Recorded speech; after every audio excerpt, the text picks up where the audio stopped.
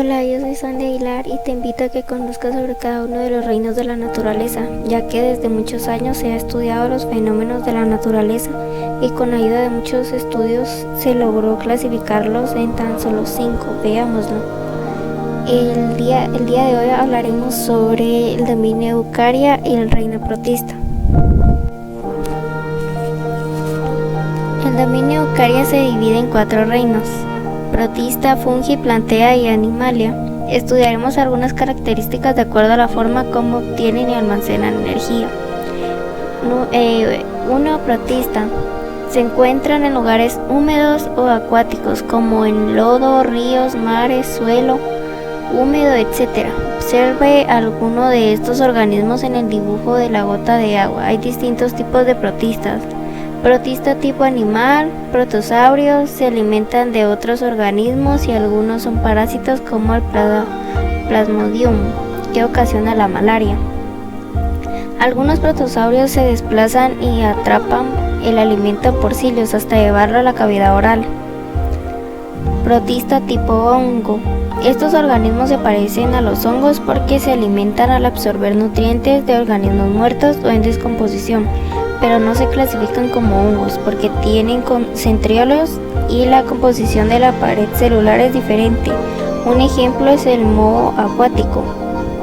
Protistas tipo planta: algas. Realizan fotosíntesis, algunas se alimentan de otros organismos y otras son parásitos que producen oxígeno y alimento para los ecosistemas acuáticos. Las algas unicelulares viven en agua dulce y agua salada. No tienen pared celular. Un ejemplo es la euglena. La mancha ocular le sirve para buscar la luz y poder realizar fotosíntesis. Y esto es lo que hemos aprendido el día de hoy del dominio Eucaria y el reino protista. Y por último, como tema de interés, tenemos ahora la marea roja. ¿Ha escuchado en las noticias que no se debe comer mariscos cuando hay marea roja? ¿Qué es la marea roja? ¿Cómo se afecta al ser humano? La marea roja se forma cuando hay un crecimiento explosivo de microalgas, específicamente de dinoflagelados, que tienen pigmentos rojos fotosintéticos, y los dinoflagelados pertenecen al reino protista.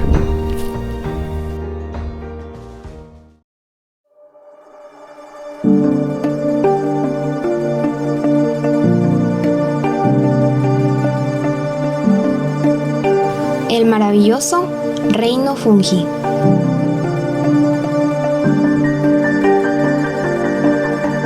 ¿Te has preguntado cómo se alimentan los hongos?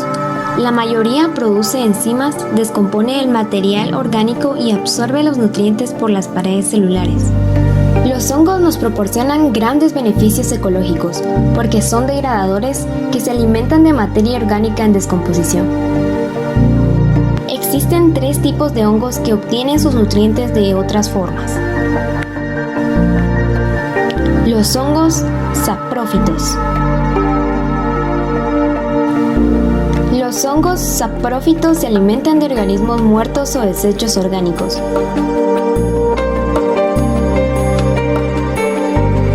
Degradan material y lo eliminan, devolviendo al suelo nutrientes inorgánicos y minerales, que serán utilizados nuevamente por la cubierta vegetal. Algunos hongos son un alimento muy codiciado, rico en vitaminas y minerales. Como ejemplos se encuentran las setas comestibles, los champiñones, las colmenillas, las trufas y el huitlacoche. Asimismo se utilizan para hacer pan, quesos y algunas fermentaciones con el pulque, cerveza y vinos. Los hongos producen sustancias que son utilizadas en la medicina, como el penicillium, que producen antibióticos para curar las enfermedades bacterianas. Los hongos parásitos.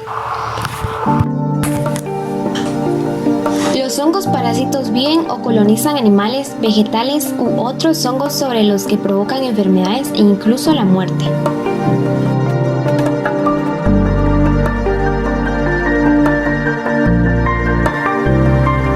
En organismos como parásitos, absorben los nutrientes de las células vivas de su huésped.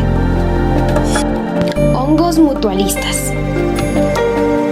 Estos hongos viven en una relación con otros organismos, como las plantas en las que las dos especies se benefician. El hongo le proporciona minerales y agua que extrae del suelo y la planta le proporciona carbohidratos al hongo. El mutualismo es una interacción entre especies en el caso de los hongos. Esta interacción beneficia al hongo a costa de la otra parte u organismo, ya que el hongo es dependiente de otro organismo y estos se conoce como simbiontes mutualistas.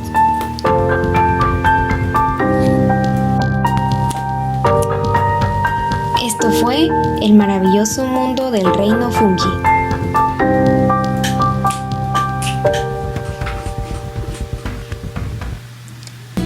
¡Hey, hola! Hoy traemos una gran sorpresa para ti. Si estás aburrido o cansado ya de los mismos programas, te traemos un nuevo programa para que tú puedas aprender cosas nuevas del mundo de la química. Un programa muy divertido. Te esperamos cada martes a las 8 a.m. hora Guatemala.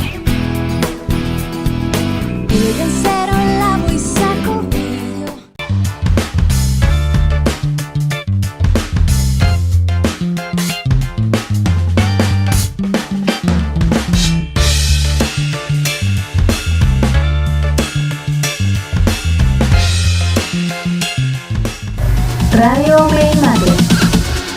Bounce.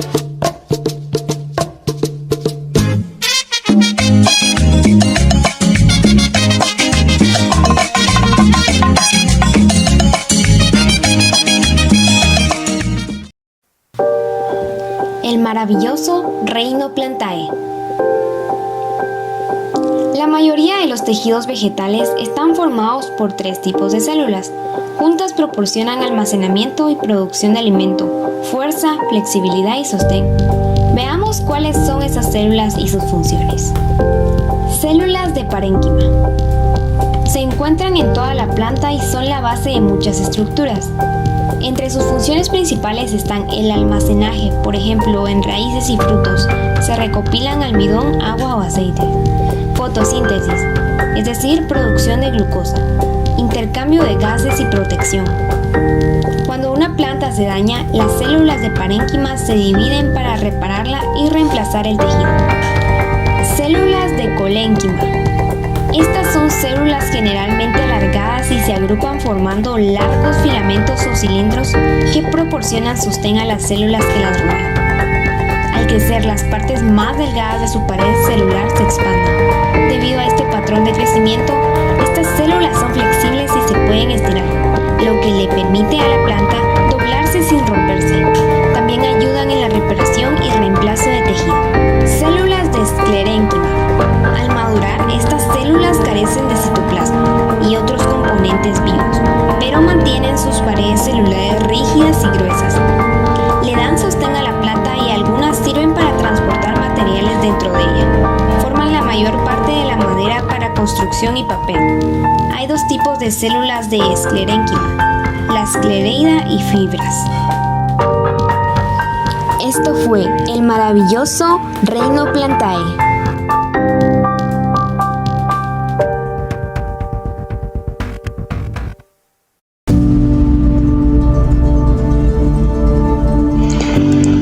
Tejidos vegetales. Un tejido es un grupo de células que trabajan juntas para realizar una función de acuerdo al tipo de función. El tejido de una planta puede estar compuesto de uno o varios tipos de células. Las plantas tienen 4 tipos diferentes de tejidos: meristemático, dérmico, vascular y fundamental. Veamos cuáles son sus funciones. Tejido meristemático. La mayor parte del crecimiento de las plantas es por la producción de células de este tejido. Estos tejidos forman los meristemos, regiones donde sucede una división celular rápida. A medida que estas células maduran, pueden desarrollar muchos tipos diferentes de células vegetales, lo que les permite fabricar nuevos tejidos y órganos. Tejido dérmico. La capa de células que forman la cubierta exterior de una planta es el tejido dérmico o epidermis. Protege a las células interiores, limita la transpiración, secreta algunas sustancias, almacena otras e intercambia gases con el medio ambiente. Las plantas pueden presentar varias adaptaciones en su epidermis. Por ejemplo, puede darle a las hojas una apariencia de pelusa y proteger a la planta de insectos y animales depredadores. Tejido vascular. En una planta, el transporte de agua, alimento y sustancias disueltas es la principal función de dos tipos de tejido vascular, que es el xilema y el floema. El xilema transporta sales minerales disueltas en el agua, desde las raíces al resto de la planta. El floema transporta azúcares disueltos y otros compuestos orgánicos desde los tallos y hojas a la raíz y viceversa. Tejido fundamental. Este tejido está formado por células de parenquima, colenquima y esclerenquima y tiene diversas funciones que incluyen la fotosíntesis, almacenamiento y el sostén de la planta. La mayor parte de una planta está compuesto por este tejido.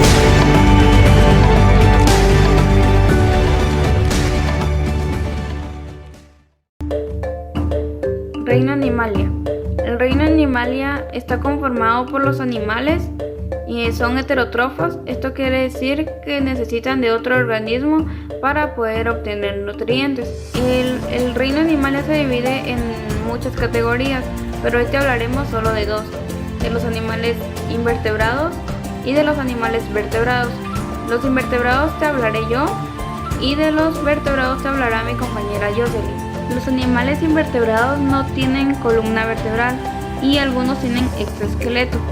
El exoesqueleto es un esqueleto externo que recubre, protege y le da soporte al cuerpo animal. Los animales invertebrados tienen subtemas, de los cuales están conformados las esponjas, que son animales acuáticos invertebrados filtradores. Los nutrientes y el oxígeno disueltos en el agua entran por los poros de la esponja y cada célula realiza la digestión.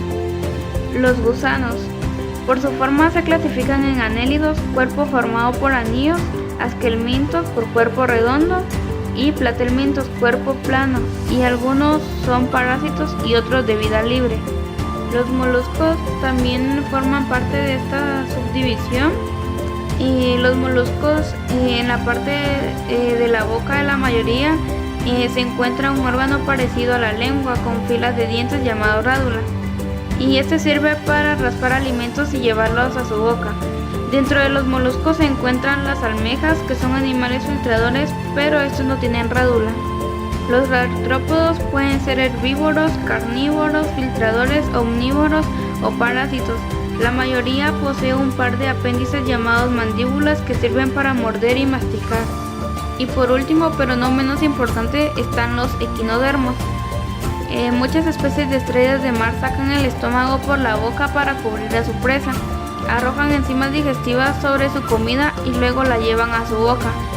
Los lirios de mar extienden sus brazos para atrapar los alimentos.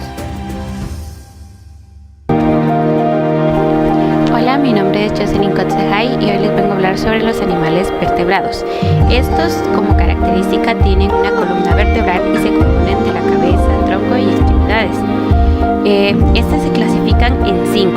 Están los peces, anfibios, reptiles, aves y mamíferos.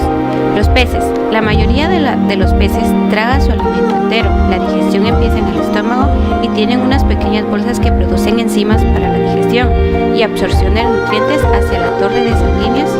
Estas bolsas se llaman cilios pilóricos. Estos están compuestos por un exoesqueleto, el cual les brinda la movilidad dentro del agua. Los anfibios. Los anfibios pueden ser las ranas, sapos, salamandras, tritones, cecilias. Estas algunos son sin patas. La mayoría de las que son sin patas son anfibios modernos, son llamados anfibios modernos, ya que no tienen pata.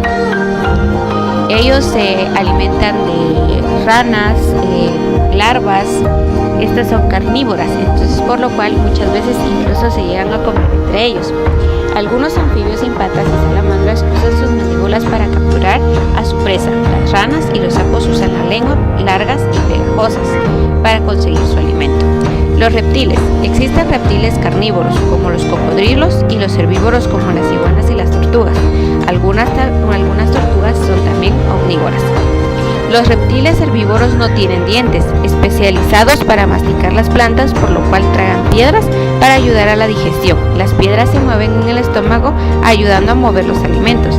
Esto ayuda a una mejor digestión de los alimentos, ya que ellos solo comen plantas.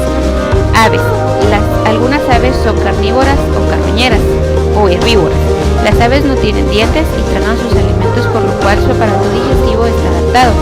La mayoría tiene una cavidad de almacenamiento de alimentos llamado buche. Se encuentra en la base del estómago. Los alimentos pasan al estómago y luego a un saco muscular grueso llamado molleja. Ahí, gracias a los movimientos musculares, las pequeñas piedras que se encuentran en la molleja se trituran el alimento. Las aves también están formadas por un exoesqueleto, el cual les permite volar. Este exoesqueleto en la parte interna del hueso es un hueso hueco, por lo cual permite que ellas sean más livianas. Los mamíferos están compuestos por un aparato digestivo y por una columna vertebral, las cuales permiten un movimiento de las patas, lo que le permite el movimiento para correr y volar o defenderse de otros animales. Entonces los mamíferos tienen un aparato digestivo, el cual se adapta a todo tipo de alimentación. La estructura general consiste en boca, esófago, estómago, intestino delgado, intestino grueso y el recto. Entonces esto les permite que tengan una mejor adaptación dentro de la vida animal, lo cual es muy importante, ya que ellos tienen una adaptación mucho más adaptada, mucho mejorada a muchos animales o incluso nosotros como humanos, y es algo que debemos de sorprendernos de qué tan bella y tan hermosa es la naturaleza.